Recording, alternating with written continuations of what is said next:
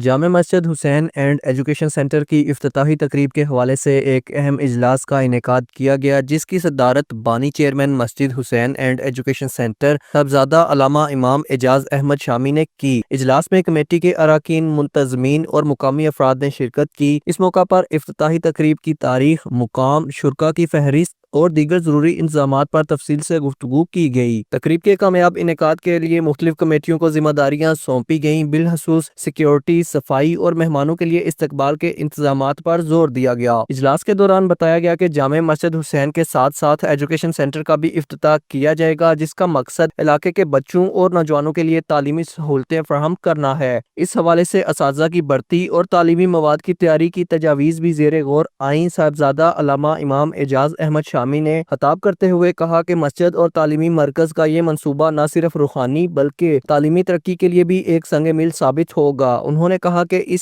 افتتاحی تقریب کو کامیاب بنانے کے لیے ہر سطح پر تعاون کی ضرورت ہے۔ اجلاس کے اختتام پر صاحبزادہ علامہ امام اعجاز احمد شامی کی جانب سے تمام متعلقین کو اپنے کام کو تیز کرنے کی ہدایت دی گئی اور کہا گیا کہ تقریب کی تیاریوں میں کسی قسم کی غفلت برداشت نہیں کی جائے گی۔ افتتاحی تقریب کے دوران اہم مذہبی شخصیات سمیت سیاسی اور سماجی شخصیات شرکت کریں گی۔ محمد اکرام، JK نیوز، میرپور، آزاد کشمیر۔